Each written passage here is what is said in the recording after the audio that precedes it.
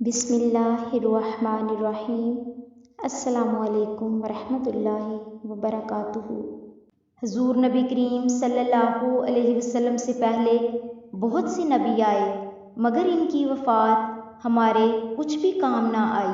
جب حضرت آدم علیہ السلام کا وصال ہونے لگا تو حضرت آدم علیہ السلام اپنے غم میں روتے تھے۔ حضرت جبریل نے فرمایا، اے حضرت آدم، آپ کو کیا غم ہے؟ آپ نے فرمایا، اے جبریل، مجھے یہ غم ہے کہ جس جنت سے مجھے نکالا گیا ہے پھر میں اس میں داخل ہو جاؤں گا یا نہیں۔ حکم الہی نازل ہوا، اے آدم، آسمان کی طرف دیکھ لو، یہ جنت تمہارے لیے تیار ہے۔ حضرت آدم علیہ السلام نے جنت کو دیکھا اور خوش ہو کر جان دے دی۔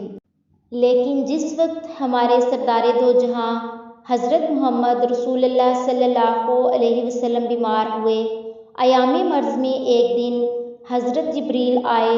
حضور نبی کریم صلی اللہ علیہ وسلم نے فرمایا، اے جبریل، کوئی خوشخبری ہو تو سنا دو۔ حضرت جبریل نے کہا، یا رسول اللہ صلی اللہ علیہ وسلم، دوزخ آپ کے استقبال کے لیے ٹھنڈی کر دی گئی ہے اور جنت کے 8 دروازے کھول دیے گئے ہیں۔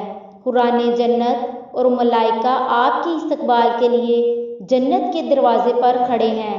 حضور نبی کریم صلی اللہ علیہ وسلم نے یہ بات سن کر فرمایا، جبریل، نہ مجھ کو جہنم سے کچھ مطلب ہے نہ جنت سے تعلق ہے۔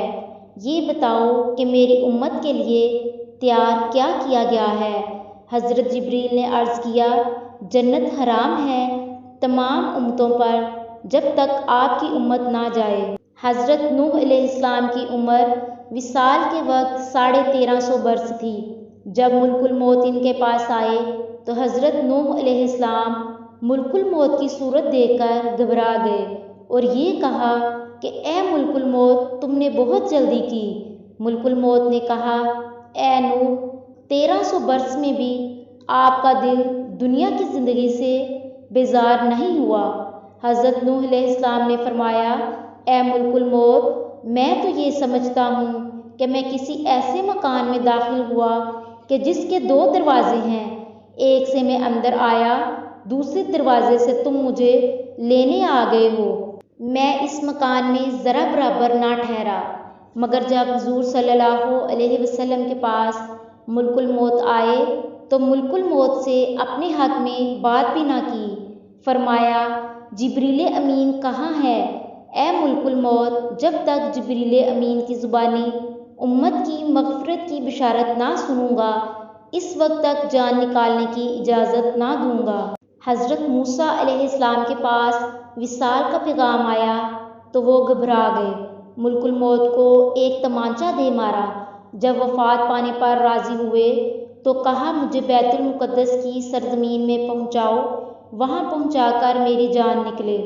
اللہ تعالیٰ نے آپ کو بیت المقدس پہنچایا۔ تب ملک الموت حضرت موسیٰ علیہ السلام کی جان نکال کر لے گئے۔ حضور نبی کریم صلی اللہ علیہ وسلم سے حضرت جبریل نے عرض کیا، اگر آپ کو خوشی ہو تو آپ کی وفات کے بعد آپ کے جسم مبارک کو جنت میں پہنچاؤں؟ فرمایا، نہیں، مجھے میری امت کے اندر رہنے دو، یہیں اپنی امت کے لیے استغفار کروں گا۔ آپ صلی اللہ علیہ وسلم پر امت کے اعمال پیش ہوتے ہیں۔